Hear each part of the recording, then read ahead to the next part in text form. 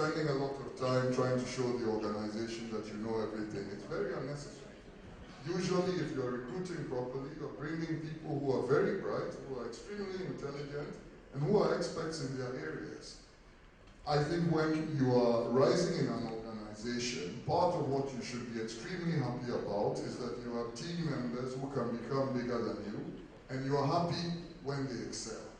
Because when they are in that sort of space, they also give their all.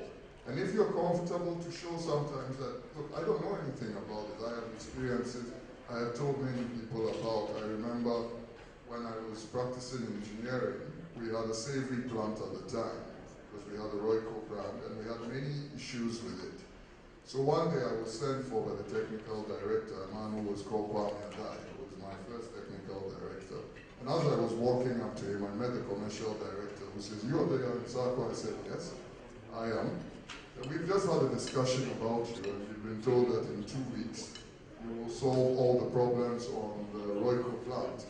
The truth is that I had never seen the plant before. I had no clue how savory cubes were made.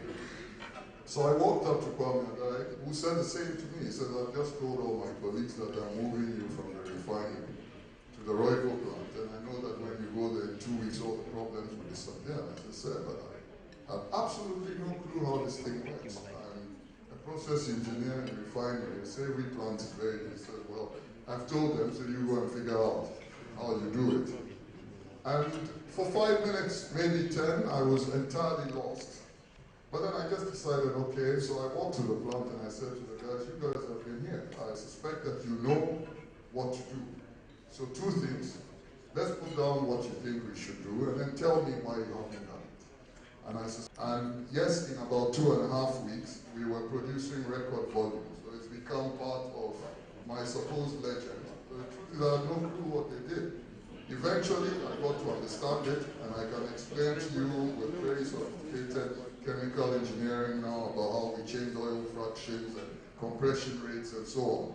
But at the time, I had to be, as a young engineer coming there, willing to say to the guys, "Look, I have absolutely no clue, but we can put this thing together conceptually, and I can help you to design something. But first of all, you put your views on the table." So this is why I'm stressing this humility. I'm giving only one example here, but there are many times when I moved from engineering to marketing. I have never done marketing in my life. I studied engineering in school. Chemical engineering doesn't really train you to be a brand marketeer. And if I was going to go around the field and try and behave as if overnight I had become an outstanding marketeer, well, then you get disconnected. So humility, ability to show vulnerability, ability to fight your insecurities, so that you know that when your team excels, you will also excel. So you look out for your team. And when there are people who are letting down the team, to be tough enough to take the decisions. So look out for the interest of the team. The second bit that I'll quickly talk about is that I believe very much in operational intensity. Business is not a charity, it's business. You have to be extremely serious about it. So if we go into meetings and so on, what we agreed to do, when we meet the next time, I expect that they have been done. And part of the leader's role is to ensure that you have the systems and the mechanisms in place, and the reward mechanism. So reward people who are serious about execution, but also to have the courage to take action when there are people who let people down. So I'll talk about humility and operational intensity as the two. Obviously, it's not all encompassing. If you asked about 2, and I'll stick to the brief. Well, you can give us a third one. But let's move to overseeing Nigeria and Ghana. Nigeria, for example, comes with its own peculiar challenges. Recently, there was a recession and all that. But how have you been able to do that from 2014 to date? Look, first of all, Nigeria is, you have to think about it as there are 180 consumers. If you think about it as a lot, 180 million consumers. If you think about it in terms of the caricature of Nigeria that many Ghanaians have, then you get a bit intimidated by it. But if I think about, some of my colleagues are sitting here, if I think about how do I sell a box of Omo to that one consumer, then I can do something about it. And I think a lot of the time, management is also about breaking tasks into bite-sized chunks. so that you can do something about it. There's no use agonizing about things you can't do anything about.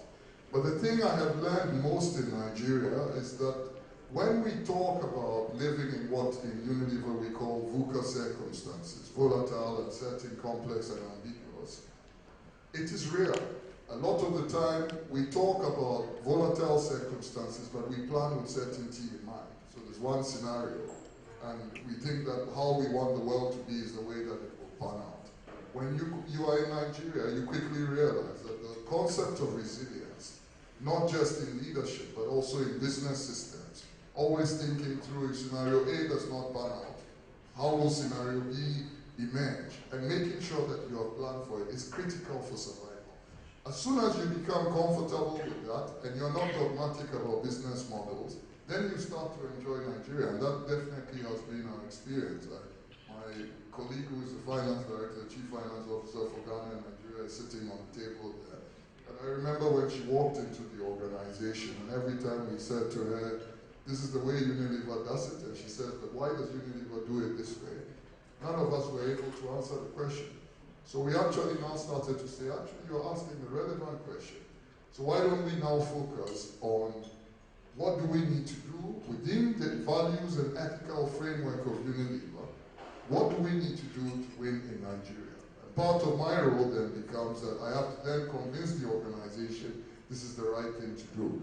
So that's been my experience in Nigeria, but it's probably true for every market as well. You start to realize that, yeah, Nigeria maybe forced you to think that way, but it's not that different in Ghana. And in any case, the two places are always arguing about jollof, they dance to the same music. In many, many ways, we are the same people, without actually realizing it. In many ways, being a Ghanaian, having worked in Ghana, now living in Nigeria, in many ways, you are able to predict the instincts of the Nigerian community if you know Ghana quite well. So let's come to Ghana. You're saying there are a bit of similarities in the two, whether it's the way they do things or even overseeing the two. In Ghana, what would you say has been one of the rewarding times for you here? There have been many rewarding times, but they're in the past. So I'm hoping that the future is going to be the most rewarding time. My colleague Yo, who runs the Ghanaian operation for Unilever, is sitting there. And what I'm looking forward to is re-injecting operational intensity into the organization. I mean, strategy has its place. It's extremely important. I don't diminish it. But everybody who works with me knows that we don't discuss strategy for too long. We said, this is it, okay, then that's fine. It's done.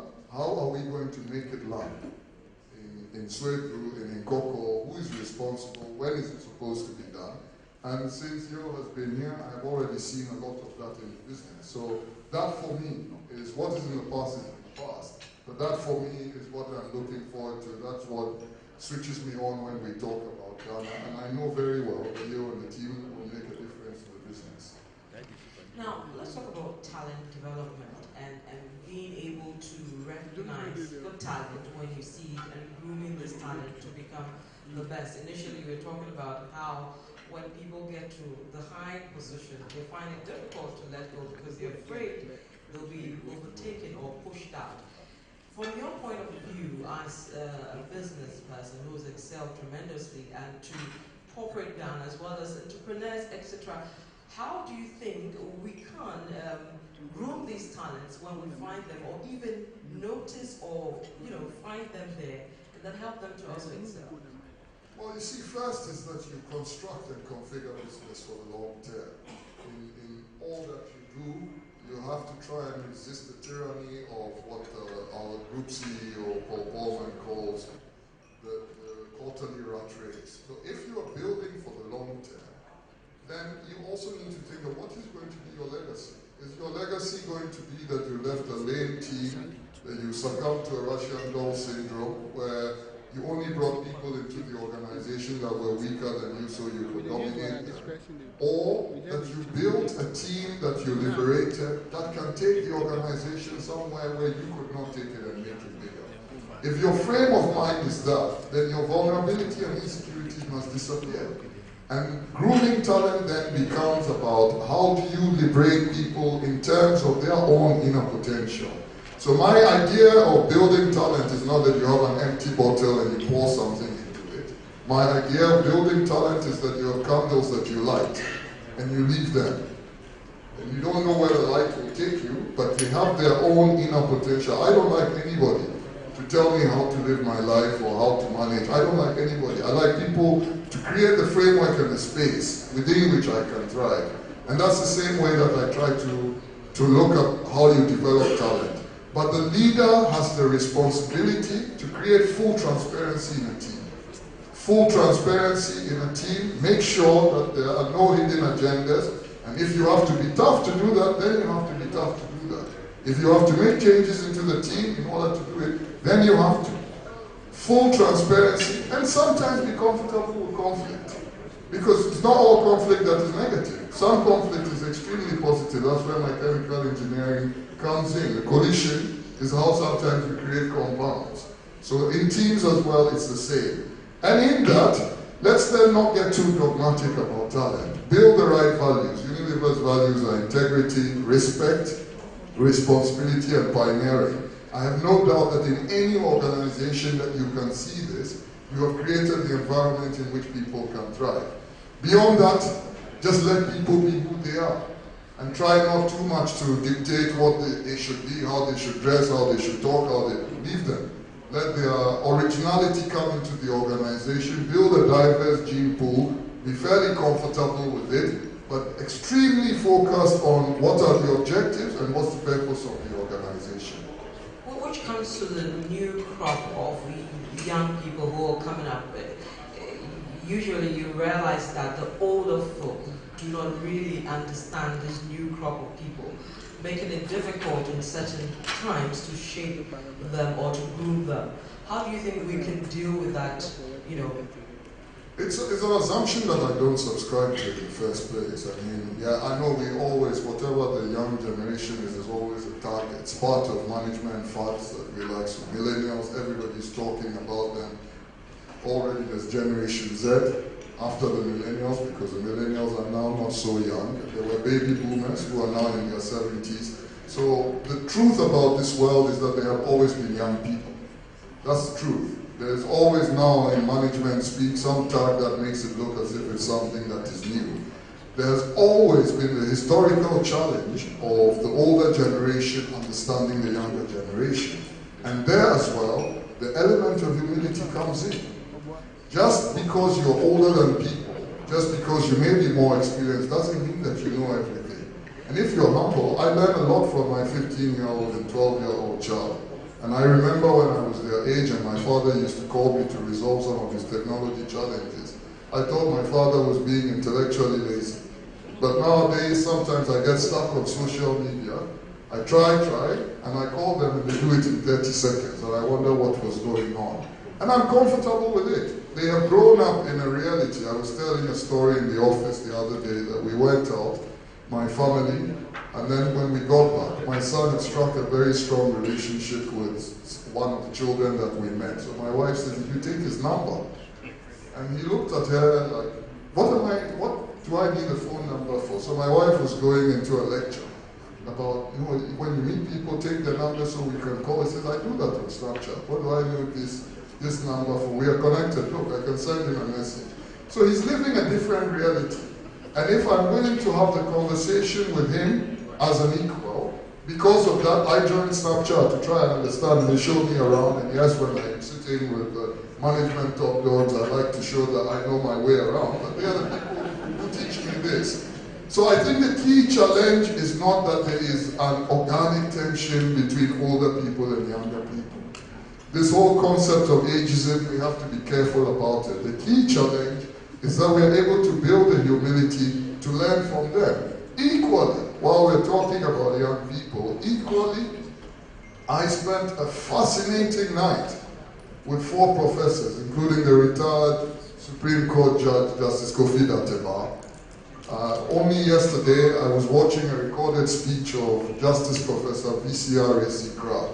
And we plunge into a deep danger if we also feel that those who have come before us, who are very old now, are irrelevant. There is also a lot to learn from them. So if you are humble, and you are willing to accept that there are many people in the ecosystem in which you play, older, younger, your age, that you can learn from, then this challenge really goes away.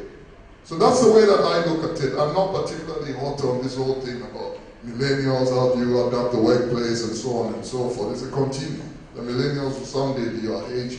They must also change.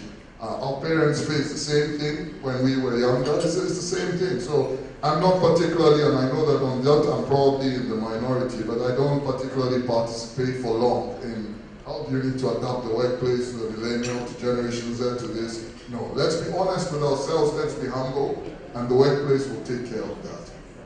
Let me announce that we're live on City 97.3 FM. For our audience who say that you can get ready to send your questions or comments. We'll, in a few minutes, take questions and comments. And also from you here, in a few minutes, we'll take questions and comments from you. Before I go to that, though, let's talk about education, which I know you're very passionate about. I actually read a piece you wrote recently. And let me take a quote from what you said. You said, "In what remains of my productive life, may God help me to realize that a society which condemns people to poverty because their parents are poor is a society with no future. A society in which the children of peasants are likely to forever remain peasants is a society that will rupture when it will rupture, and with explosive social consequences. Realizing this, may I stand firmly on the side of any who are determined to make education a reality for the poor and disadvantaged. The promises and pretenses of politicians in Ghana seldom impress me, but I regret that a matter as important as education is now also trumped in partnership." Now, the debate about education, the quality of education, the cost of education, it's a big thing now. And it appears as a country, we may not be doing something right to get it right. What do you think we missed, and how can we get back on track? So I don't pretend to be an expert in education, but the whole idea that education is the most certain lever of social mobility is something that I shout from mountain tops. There are many people in this room who have lived that experience, so I don't have to keep referring to my own experience in this. The surest way to equip people who are at the bottom of the socio-economic pyramid and give them an opportunity to excel in the future is to give them the sort of skills, the culture, the civilization that education brings. And I particularly stress that the public education system, which is accessible economically to people, must be able to deliver a sufficiently decent outcome in order to be able to equip people. My father became a professor. He went to a public education system in the village in Akokeri. That was the platform on which he was able to then become what he became in the future. If that is not possible in a society, you condemn many people and you say to them, simply because of the circumstances of your birth, which is not their choice. I did not choose who I was going to be born to. But people who were born into less fortunate circumstances, if we create an environment where education is available and they are willing to apply themselves, then we've created a society in which everybody has a chance if they are willing to apply themselves. So that's what I was talking about, that if we get ourselves into a space where the only people who can be educated are people who are rich and can attend private schools, this society is teetering at the brink. And it's something I can keep on talking about, but that's how I will summarize it. So the key thing that we need to do is to broaden access and to make sure that it is access to sufficiently good quality. As I said recently, I have absolutely no problem with people who have made money ethically, legally, with the right values, being able to send their children to extremely expensive schools. I have no problem because I don't stigmatize ethical prosperity. But if we leave people at the bottom of the pyramid to fall out, then we are creating a society that is unsustainable. We'll take questions and comments from you here and also those who are listening to us live on City 97.3 FM. Let me also announce that we are live on MTN the Facebook page of MTN. So if you want to ask a question or make a comment, I'll kindly ask you to raise your hand. There's a gentleman who will come around with a microphone. Please let us know who you are and where you're coming from and shoot with your question. So let's start from the left, my left side. There's a gentleman, I believe, here, and then we'll move this way across.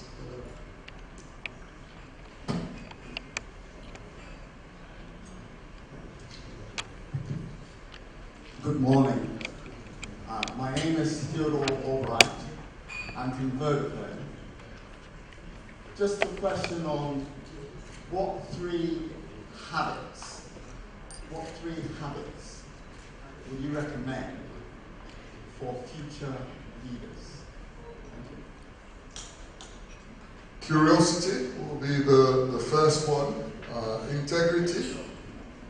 So curiosity being a willingness to learn from everything and everyone around you, not just people that you consider to be better than you. The whole area of integrity, and when I say integrity, is not just personal integrity, but I think integrity also enables people to confront reality in organizations. One of the things you see in organizations a lot, because we're all very cerebral people, we're all very capable people, we can easily fall into organizational denial.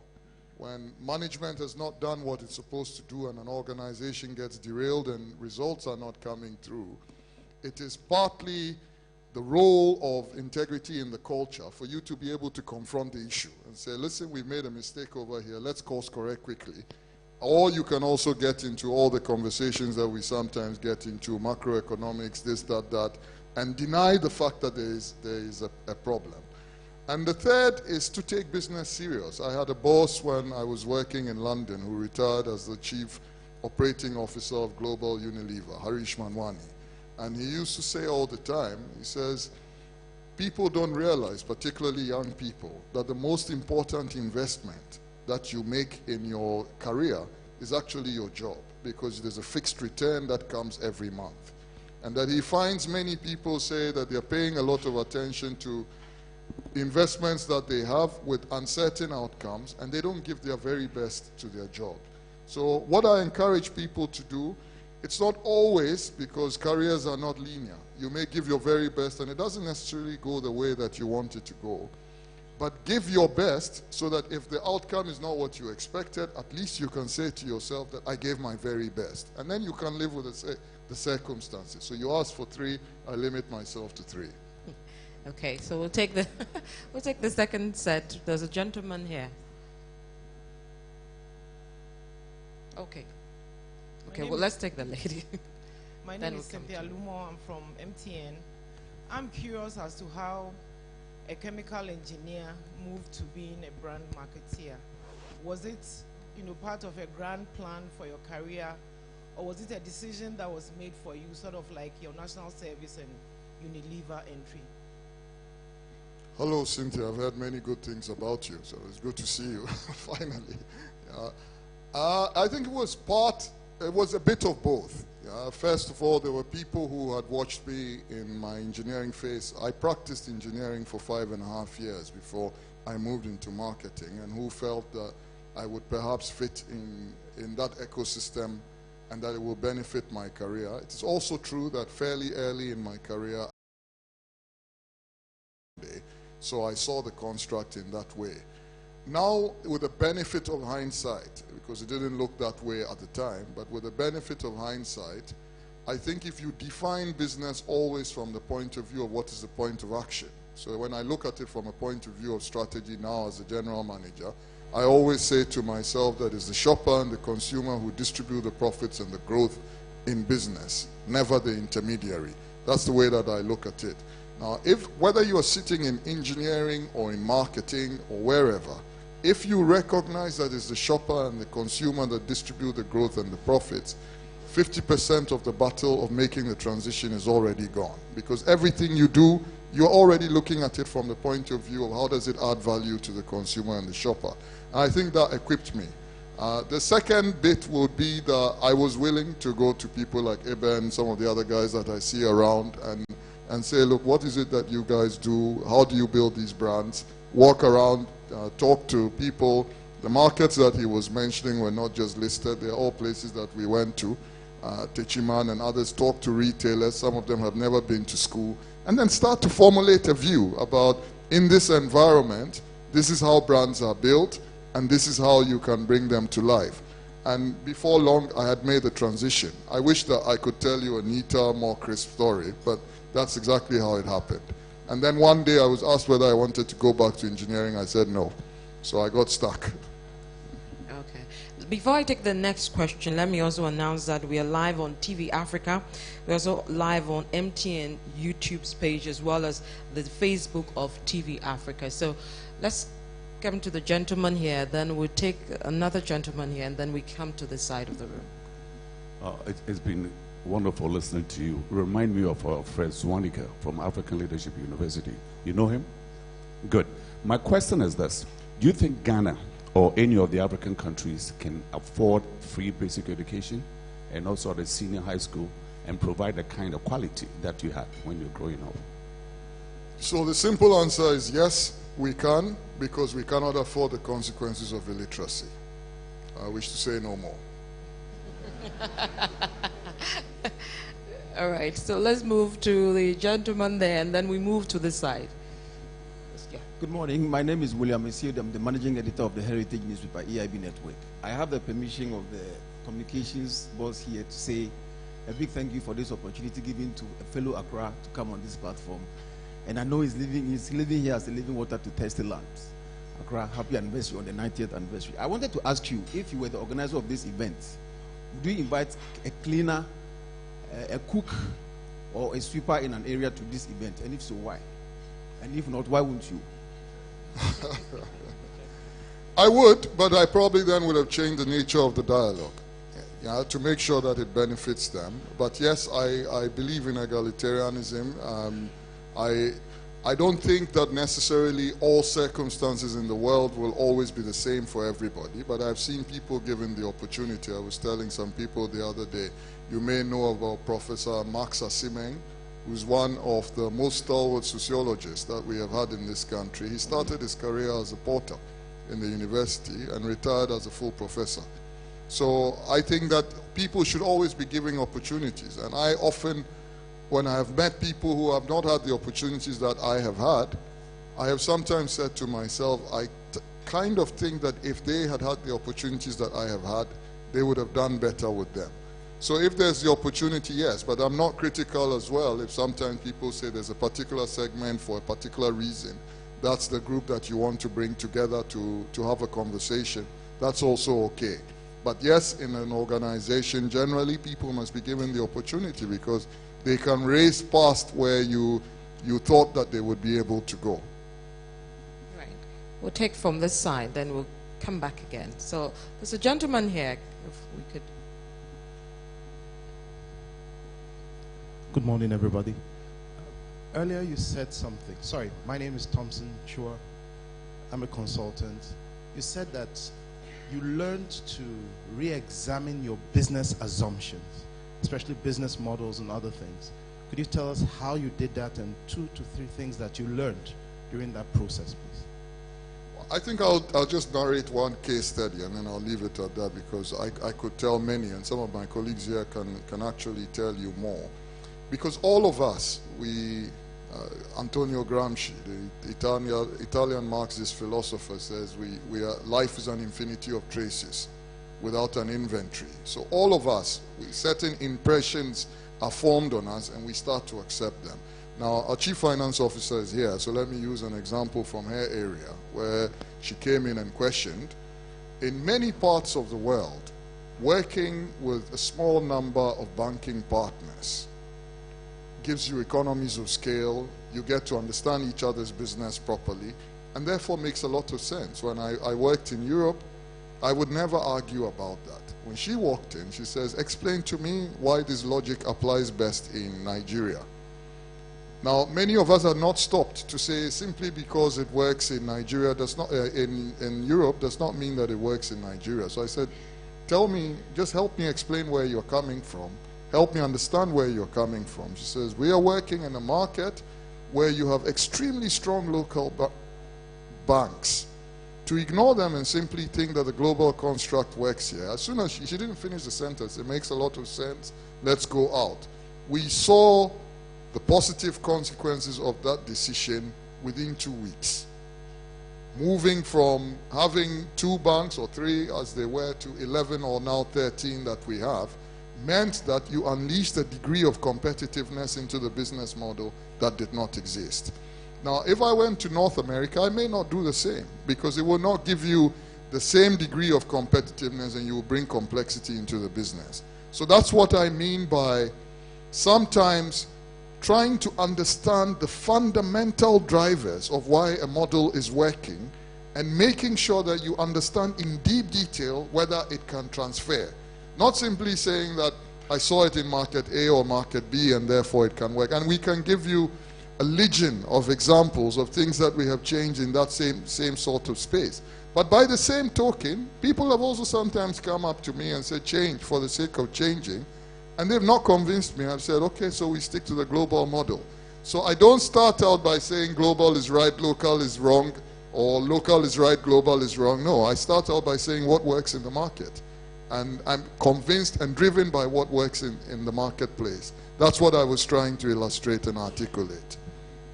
Okay. We'll take the next set. Stay here and then move. So we'll take the lady. Good morning.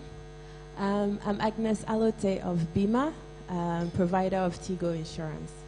I was just curious, has Unilever and the other FMCGs thought about joining the conversations about digital financial inclusion? I was just thinking, Unilever products are in every Ghanaian's house.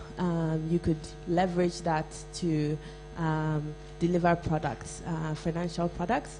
For example, you go to buy your Omo product, that has a scratch card, and on it it's like a code for you to join a bank or something, or you can pay for your products with mobile money and so on and so forth. So if there's been any thoughts about moving digital. Not only have we thought about it, we're part of the conversation. And the right people, if you speak to Eric and so on over here, they will be able to tell you a little bit more about the nature of the conversations that are going on. I worked in Kenya, where mobile money and the M-Pesa with Vodafone is extremely established. So we are not only thinking about it, we're part of that conversation and always looking at how to open windows of innovation, commercial innovation, with the opportunities that are made available because of digital. Right. So gentleman there and then the lady. Thank you. Good morning, y'all. My name is Antonio Koshaus. I work as the Chief of Party for PSI Ghana, a social marketing organization. From your experience as a brand steward, what is the key non-negotiable that every brand steward should actually experience and implement? And I have a second question. As a business leader, what would be your forecast in the next 10 years that every business should look at to ensure that their business is successful? Thank you. Okay, as a brand steward, I think I'll just remind all people that brands are fundamentally, when you've said everything that needs to be said about a brand, it's a relationship. It's an idea that constitutes a relationship. And, excuse me, as one of my teachers in branding, a guy called Pierre-Emmanuel Marie, said, at some point in time, all power is tempted by the abuse of power. So when you are a brand steward, there is always a temptation that will come sometime to cut corners. You're under pressure, you want to dilute quality to make margin, whatever for the short term. You need to remember that relationships are fundamentally built on trust. And that if you disrupt the trust that you have between you and your loyal base, it comes back to bite. So that's something that I always remind people, always keep in mind. A brand is an idea, it is expressed as a product or a service, and it's a relationship. So manage that relationship with integrity, be open, be transparent about the things that you do, and the day you start to depart from that, you started to abuse power. The consequences will be very clear, and we see them around. The big failings of capitalism with Enron and so on are all about people abusing the trust that had been imposed in them. You get punished very severely. Focus for 10 years. To be honest, I don't spend too much time thinking about that, But I know that in 10 years' time, the consumer will still be important and the shopper will still be important. So keep your gaze on what is happening with the consumer, what is happening with the shopper, and ensure that you stay ahead in terms of making your brands, whether they be products or service, provide solutions, real solutions, not gimmicks, that improve their lives in real ways, not just gimmicky stuff, talking about stuff and trying to convince people that you're improving their lives. If you are really making an impact in improving their lives and you are staying with the evolving consumer, then you will be relevant into the future. We'll take the lady who's on, yeah. Good morning. My name is Nanifa Roxanne. I work with Glyco. As someone passionate about corporate investments and sustainability, I realize Unilever is very big with sustainability. In your opinion, do you think sustainability impacts leadership, or it's rather the other way around? I don't know whether it impacts leadership, but we tend to think that sustainability is our business model. We talk about the Unilever Sustainable Living Plan, and we believe centrally, right from the foundation of Unilever, we believe that businesses can do well by doing good. Now, if you are going to build relevance in a community, of course you have to be concerned about the community in which you live and think very much about what the corporate role in improving that community is. So some of the buzzwords that go around about shared value in the ecosystem, how do you construct your brand so that you're actually improving people's lives, that's all about sustainability. But if you click it one step higher, our world is in trouble. We have a broken model of the world where 8 people, if Oxfam statistics are right, have as much wealth as 3.5 billion people at the bottom. 1 in 9 in this world go to bed hungry. There are 2 billion people who have no sanitation, and yet you have a super concentration of wealth at the top. And what sustainability is at the end of the day is tackling business models that can do something about this extreme inequality that leaves people living in indignity, even though we are living at a time of the greatest prosperity in human history.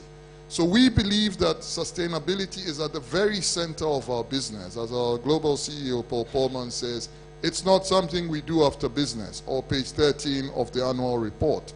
Everything we try to do is about how do we improve the environment, how do we improve the life of the consumer, how do we ensure that we are empowering people economically so that they can live in more dignity. And that's the way that we look at it. Right, we take the gentleman over there.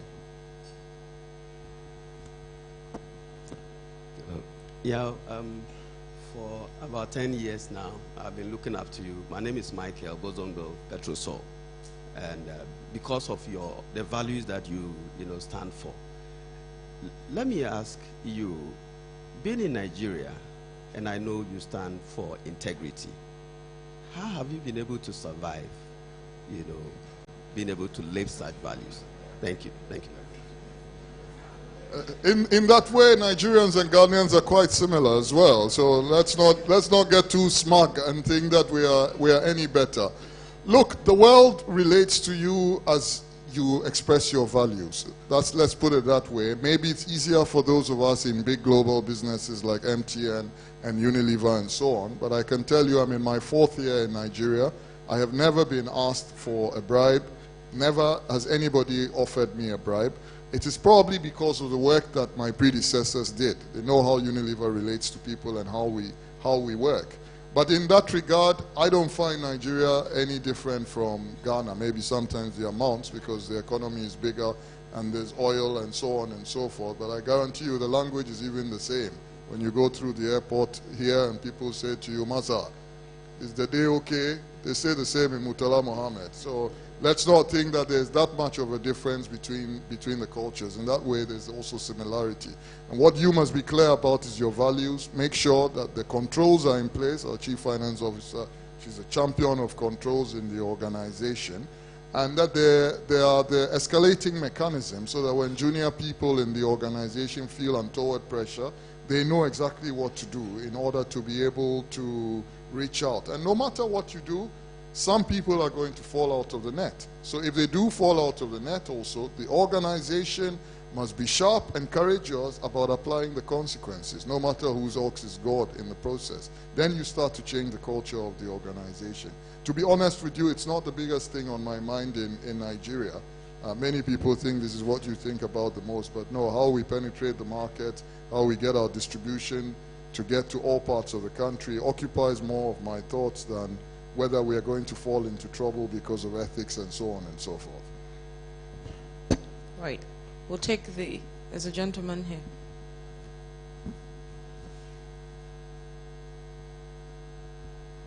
Good morning. My name is Abe Kutekson, presenter from TV Africa. Sir, in your speech, you said something about you being an engineer and later switched to marketing. Can you please tell me one of the main challenges you faced when switching from engineering to marketing and how you were able to confront that challenge? Thank you. I can't think of a main challenge, because I think even as an engineer, I was always quite interested in the humanities. I'm fascinated by life and curious about life. So I can say I learned engineering in school. I don't know whether I'm an engineer or I'm a marketer. I'm just fascinated by what goes around me in life. The perhaps most distinct challenge would be that marketing has its own language. So you put marketeers together, they like to speak their own English and talk about the P's and so on and so forth. So gaining a quick fluency so that I could have the conversation and be able to articulate my thoughts would perhaps, but I don't really think it was a challenge. It was just like trying to learn a new language. So I didn't particularly find the transition burdensome, as you can see in what I'm trying to say.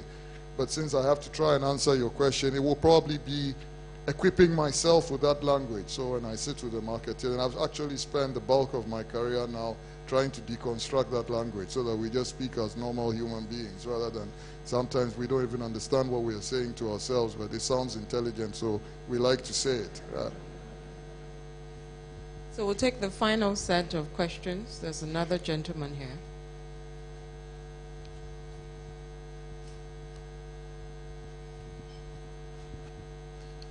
Good morning, Yao. My name is Samuel Bartels. I work with Vodafone Ghana.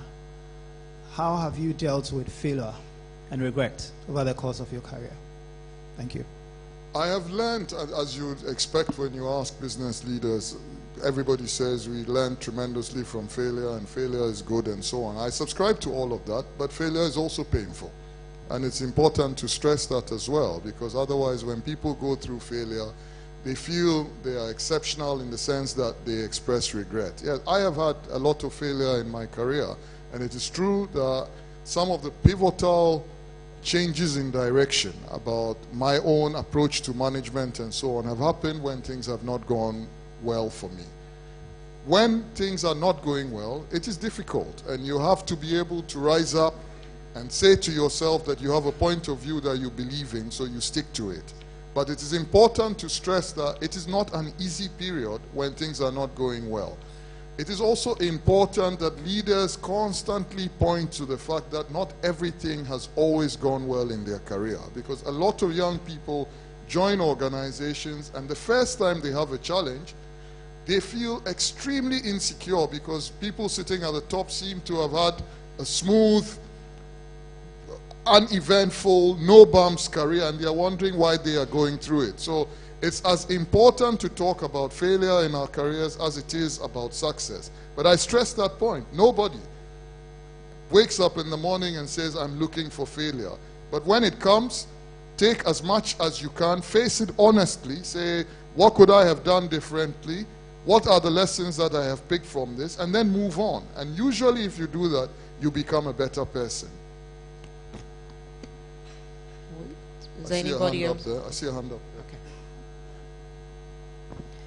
Good morning. My name is Munira Sheikh, and I'm a corporate trainer from Zen Fusion Academy. You have spoken a lot about education. From your point of view, as I believe that there are many employees at Unilever definitely crossing a lot of assessment and test before getting enrolled to the MTN, to this Unilever crew. In your opinion, what is the main point or belief which holds people back to show up their real potential and to come up with the bright light which is hidden in them, and what Unilever has contributed in removing those sort of hurdles or anything which is holding them back. I think the main thing, I sit on what is called the Global Diversity Board of Unilever, which is a small group of people that works with the global CEO on how to build a more inclusive organization. And when we talk about a more inclusive organization, it's to encourage people to be comfortable with styles that are not like theirs, because we have to realize that we live in a diverse world. If people are driven by wanting to succeed in the organization, they're willing to live by the ethics, then the organization is the one that must adapt to the variety of styles. So we talk a lot in Unilever about the D&I agenda, which is diversity and inclusion. One of the key things is to get more women, because when you look back, historically, we had not done that well. We now have a record number at the very top of Unilever. At the top of Ghana, Nigeria, we have a record number, and so on and so forth. But encourage people to be themselves.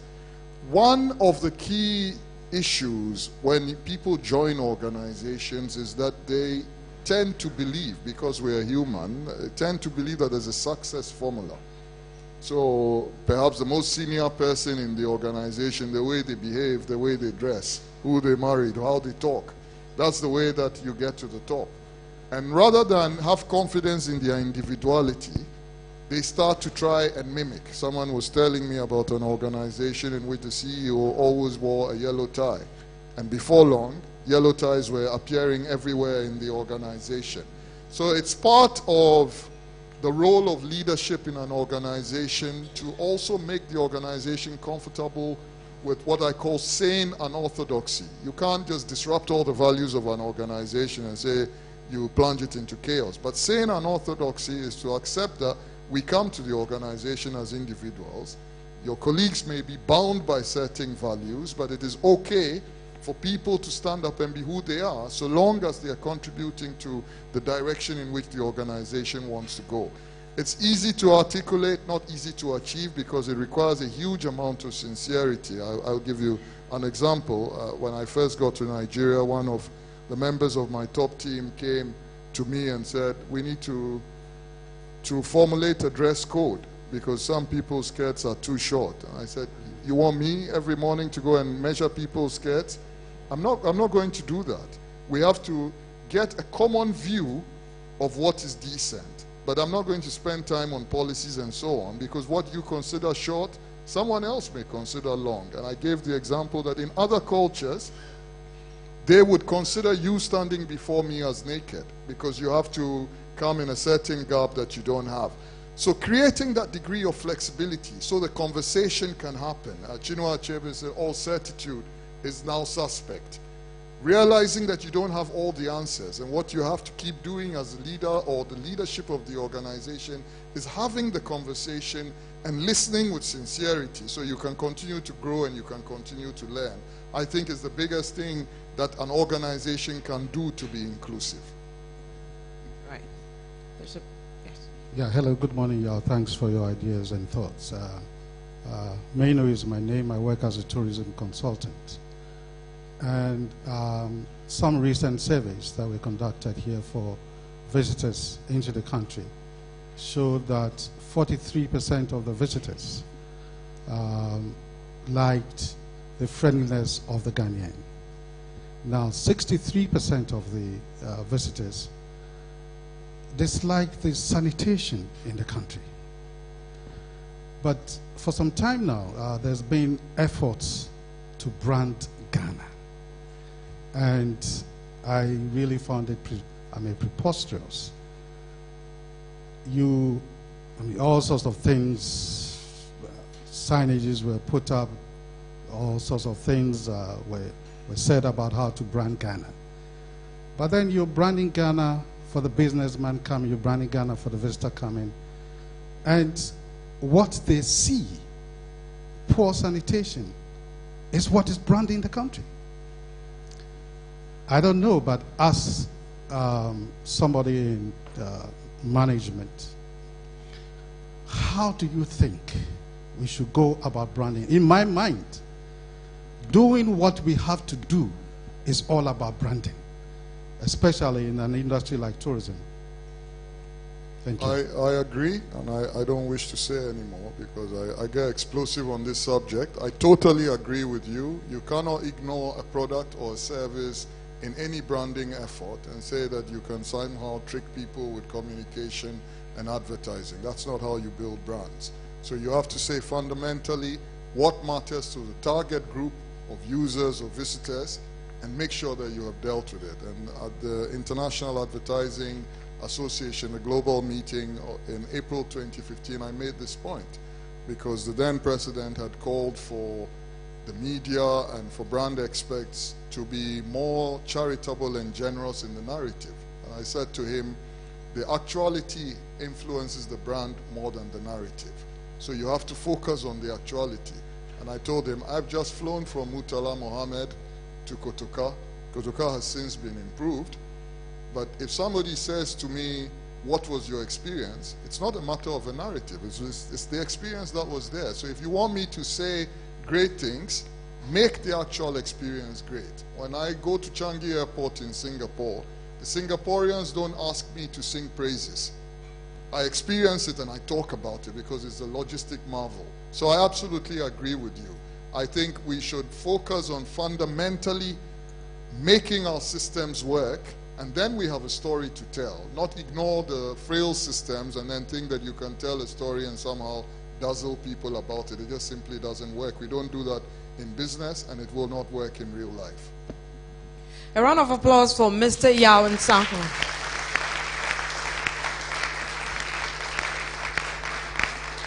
We want to say thank you very much to you. Great insights into your world, and it's been a tremendous one. I think you deserve a standing ovation for the round of applause. Thank you very much. Thank you.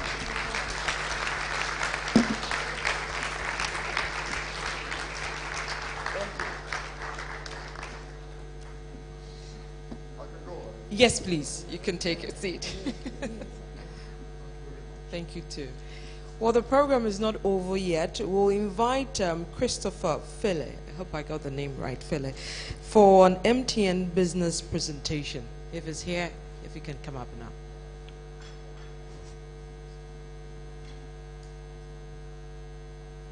While we get ready for his presentation as well.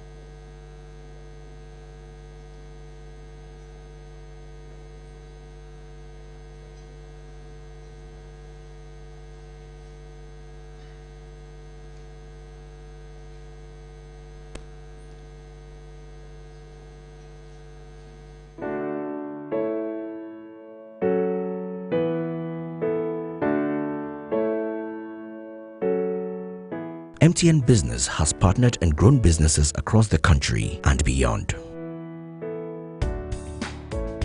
At MTN Business, our vision is to be your ICT partner of choice for geographic and market expansion. To enable and inspire growth, we wish to lead African businesses into the new and bold digital world. We wish to help their businesses to grow beyond the existing boundaries and to unimaginable heights.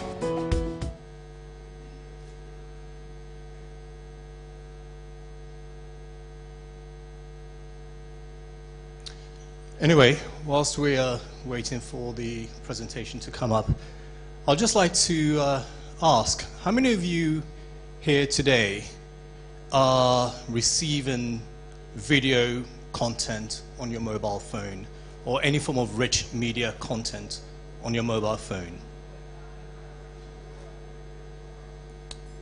Okay, I can see a handful of hands going up in the air. And so can I just ask, how many of you, of those messages and video content you receive, are actually content that you are personally interested in? One. Fantastic. Well, I think that just goes to show you, out of the very few show of hands we had up in the air, very few people actually get content over their mobile devices which they are personally interested in receiving. And so, this leads me nicely onto my presentation. And so I'm here to speak to you about a new service called ZeroNet, which has been launched for the first time here in Ghana and also in Western Africa on the MTN network. And so getting the right message, to the right customer at the right time, using the right content over their mobile devices is something which companies and organizations today strive to actually do.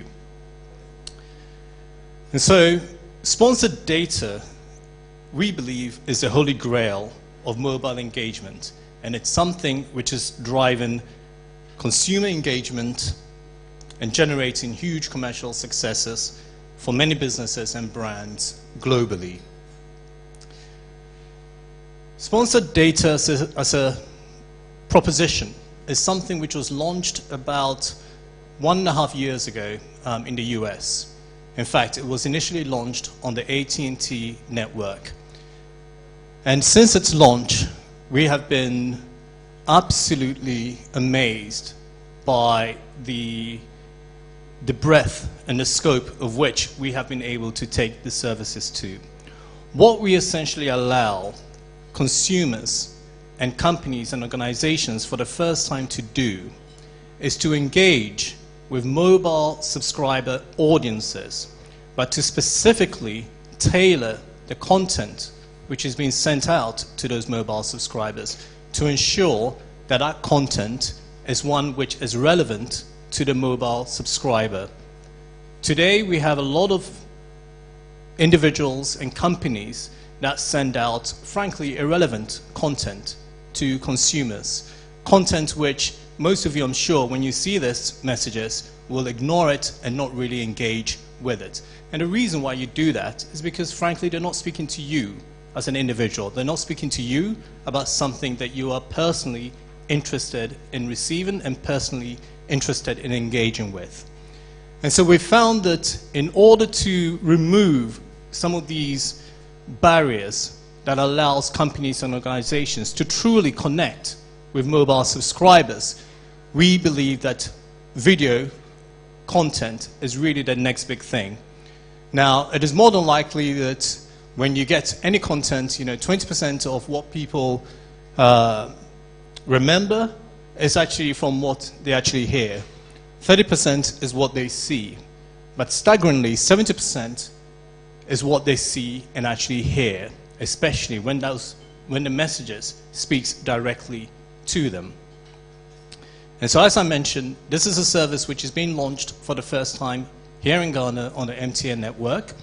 And I'm sure very soon a lot of you are going to be receiving content which I hope you will engage with, and I hope you'll also find personally resonates with something that you are interested in. As I said, it's a service and a product that has been launched in the US. We've recently also launched in Latin America with Telefonica and a number of the operators there. And we've seen some very, very good results out of what has been coming out. And so I just want to end by giving you an example of one of the big brands that has launched sponsored data in their market. In fact, I'll give you two examples. I'll use an FMCG brand, and I'll also use an e-commerce company. How many of you have heard of the company Netshoes? Okay, and so Netshoes, for your benefit, is an e-commerce platform. A little bit like, I guess we have Zuba here in Ghana, is that right? Where you can go onto the e-commerce site and make purchases. What they actually found in Latin America was that by removing the cost for a mobile subscriber to access their app and to go onto their shopping site and shop on there, it increased their revenue by over 70%. And this is something that was discovered last year. And as a result of that, we're increasingly seeing a lot of e-commerce sites in Latin America and in the US who are now beginning to what we call zero rate their mobile application, because they're removing the barriers for the consumer to actually engage with them. It's a little bit like going into a shop, and before you enter that shop, there's somebody at the door that says, pay me some money to come in and view what you want to buy from here. we all know that if somebody was to do that, you're more than likely going to say, thank you very much, I'm not interested. And so it's really a very simple concept where we allow people to be able to enter into people's e-commerce sites and not pay anything. The other thing that we found was also with a confectionery company in the US called Hershey's. Now, Hershey's run a sponsored data campaign not so long ago, whereby they rewarded consumers that viewed video content about a new product that they were launching into the market, and also gave them coupons to be able to go into the shops to redeem in order to buy and to sample some of those new products that they were bringing out.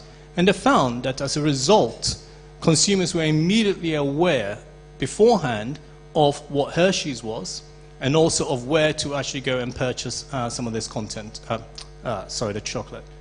And so in terms of some of the use cases that we're going to be launching here in Ghana, we are particularly focused on use cases that are going to allow brands and organizations to gain and generate a lot of insights into consumer mobile subscriber behavior, increase awareness of their companies and brands, increase engagement with the consumers about their product or message, drive footfall into their shops, companies, or organizations, increase sales, as I gave you the example of Hershey's earlier on, and also drive loyalty into their company, brands, and products.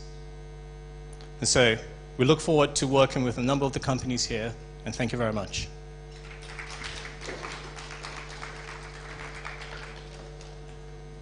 Thank you very much, Christopher. I want to say that I can see a number of people leave, and there's a wow moment coming up soon, so please don't leave. We have a lot of goodies to give out. But let's welcome Mr. Sechi Opoku, MTN Senior Manager, to launch the MTN Mobile Care. He'll be helped with the staff from Glyco as well. So, Mr. Sechi Opoku, ladies and gentlemen, a round of applause for him.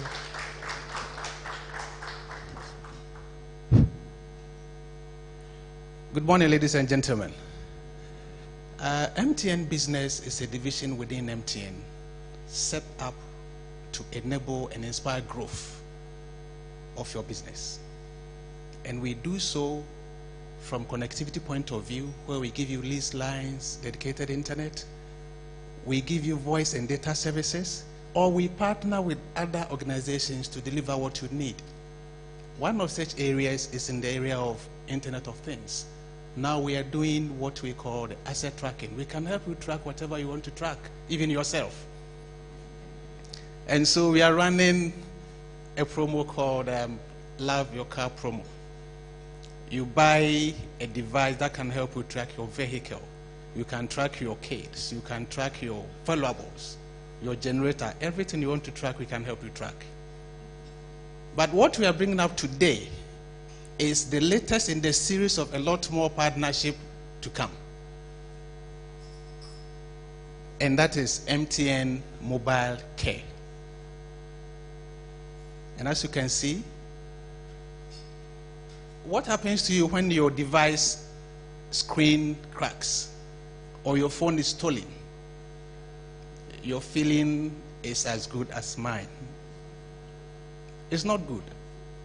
Because your phone cracks, you can access all the services we are giving you, including the data, the sponsored data. And most importantly, you can't even access your mobile money. And so in partnership with Glyco, and I want to invite our Glyco rep here, in partnership with Glyco, we're introducing this latest service to help you insure your phone against screen cracking, against theft, and against loss. As we learned today, failure is good, but failure is also painful. And so we are starting this with our post-paid customers. We learn from that and we can move to our prepaid customers. I'll give the phone to our Glyco rep to say something.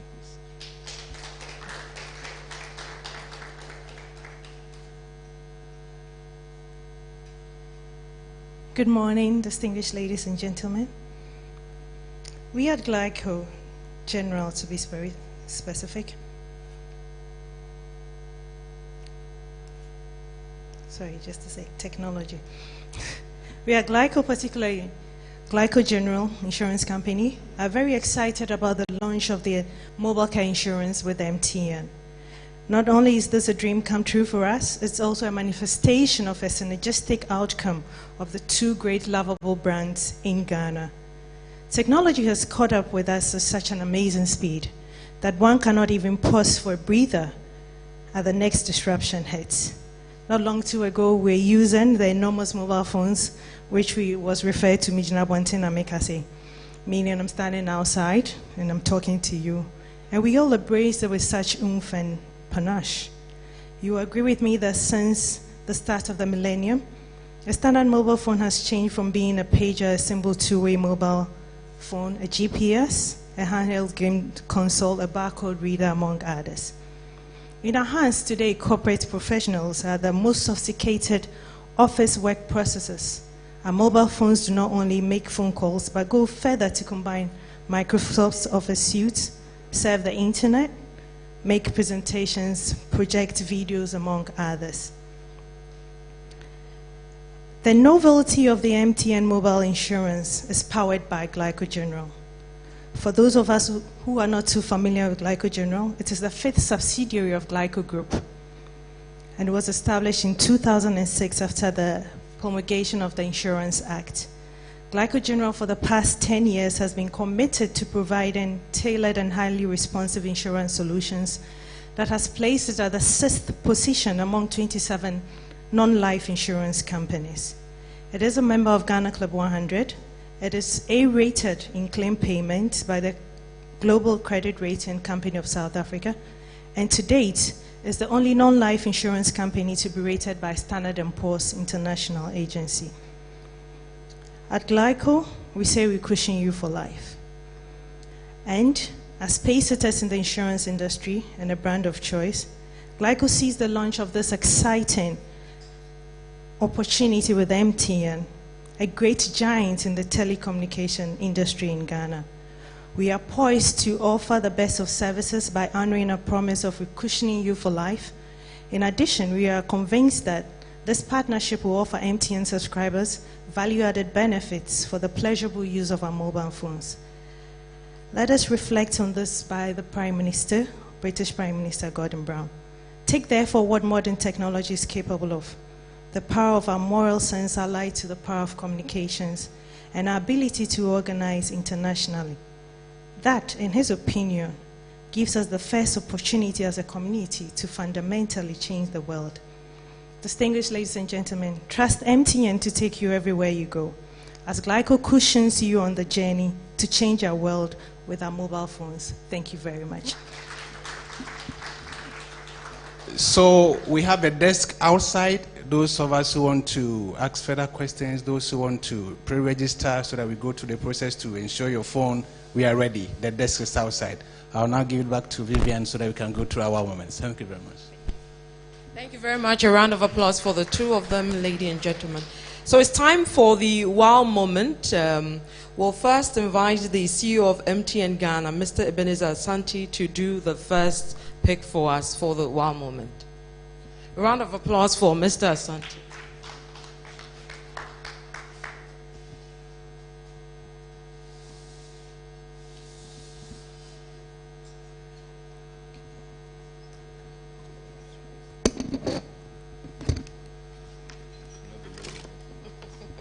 No, you're not supposed to be looking.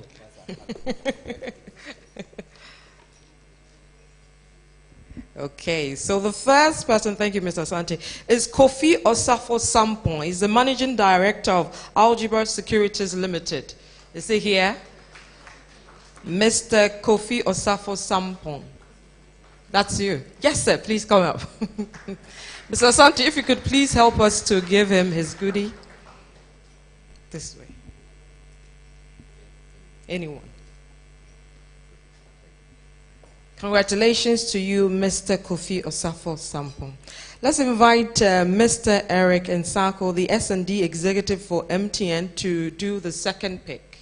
Round of applause for Mr. Nsako. He happens to be the brother of Mr. Yao Nsako.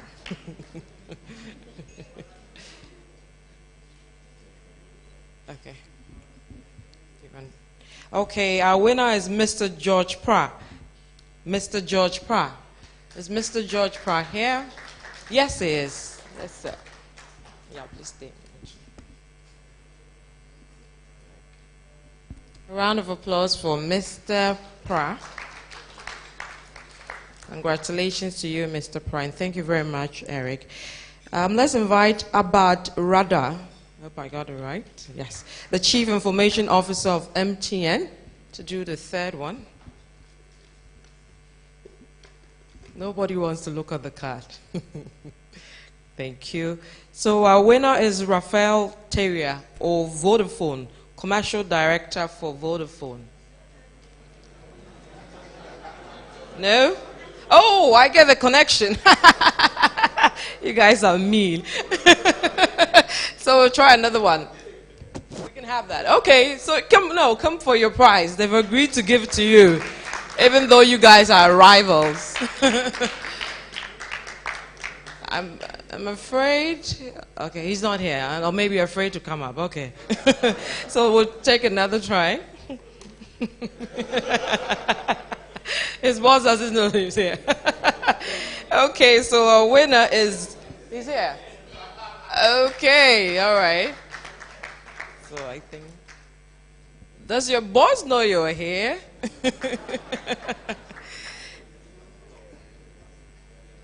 A round of applause for him. So in that package is a 4G phone, and in some cases it's a power bank, right? Okay, so the two. Oh, lucky them. Do I get to get one as well? Okay, let's take the final pick. Let's have Richard Champon, the GM for Marketing Service MTN, to help us with that. Mr. Champon. Round of applause for Mr. Champon. He's not in. Can we have an executive from MTN to help us do the final pick? Okay.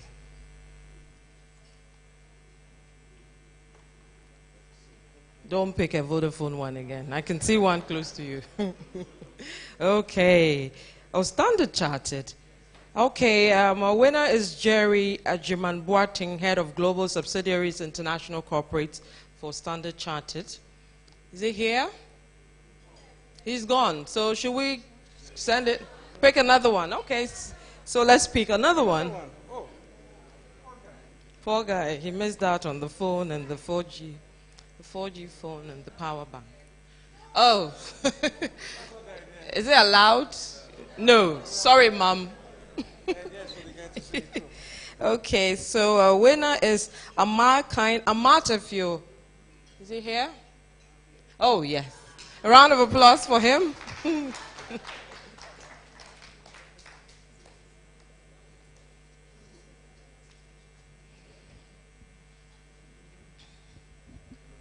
Congratulations, Mr. Amakai Amatafio.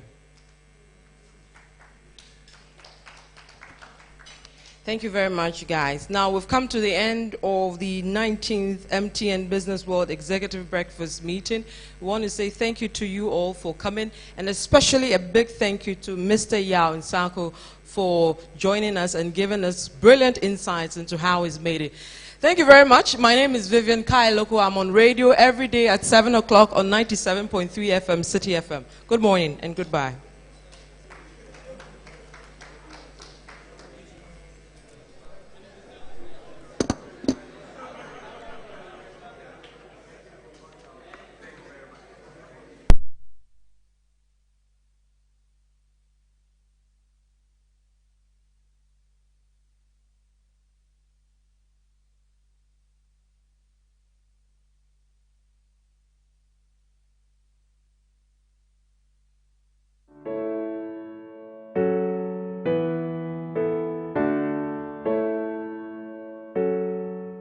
MTN Business has partnered and grown businesses across the country and beyond. At MTN Business, our vision is to be your ICT partner of choice for geographic and market expansion. To enable and inspire growth, we wish to lead African businesses into the new and bold digital world. We wish to help their businesses to grow beyond the existing boundaries and to unimaginable heights. Throughout my professional career, I've been with MTN Business. Moving on with Sahara Mining Services, which has presence in several countries like Burkina Faso, Ivory Coast, Dubai, Brazil, Ghana, and in Australia. As an IT manager, I'm not looking anywhere than to go with MTN Business because I know with MTN Business, I can have that peace of mind I'm looking for as far as internet service provision is concerned. At MTN Business, we provide solutions for small to medium enterprises, large corporates, multinationals, and the internet service providers. We understand the unique needs of the government organizations and non-governmental agencies. At MTN Business, we are always ready to support you with unique solutions to meet your needs. With our renowned experience spanning across the various sectors in Ghana and beyond, we have developed strategy solutions that are designed for the various sectors of business, such as mining, manufacturing, health, and educational sectors. When it became essential for us to have reliable internet connectivity for our network of 17 branches, our business account manager recommended dedicated internet from MTN Business, and we have not been disappointed at all because the service is reliable, secure, and affordable. We rely on their vehicle tracking system to determine the locations of vehicles in which we have interest. We also provide MTN mobile money services at all our branches, and this is highly patronized. I recommend MTN Business for all organizations because it is the most trusted network you will find everywhere you go.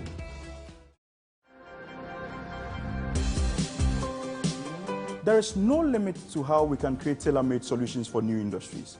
We offer cloud services, communication and collaboration solutions, such as business caller tunes, easy phones, audio conference, directory services, toll-free, hosted PBX, corporate postpaid services, and more. We also offer network and data center solutions, such as MPLS, lease lines, VPN, and many more. Also available are internet, messaging, and security solutions. We needed lease line and internet solution for our customers across the country.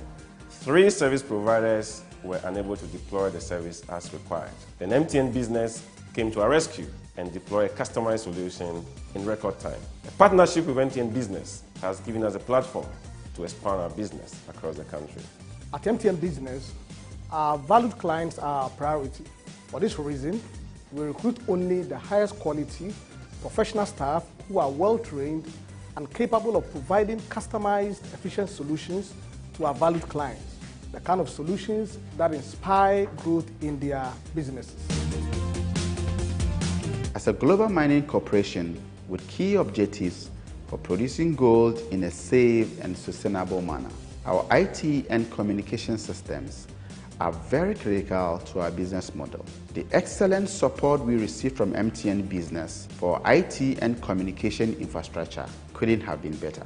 We've worked progressively with MTN Business for the past 7 years. Like many other service providers, we had challenges at the very beginning. However, what stands out clearly for MTN Business is that they are prepared to do all it takes to meet your expectation. And trust me, here in Chirano Gold Mine, we don't accept otherwise. MTN Business is my best choice for communication services.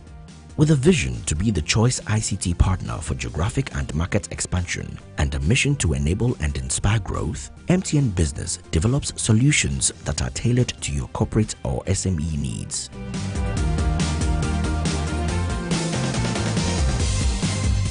MTN Business, your trusted ICT partner for business growth.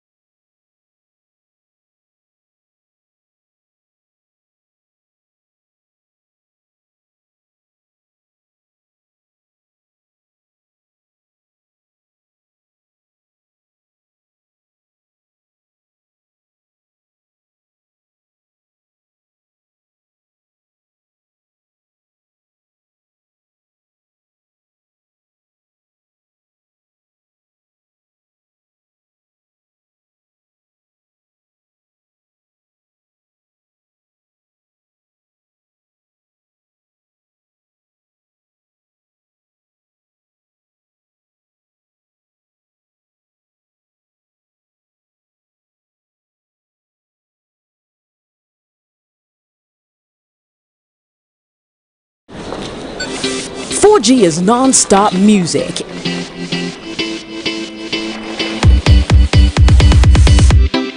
It's sharing and entertainment without buffering.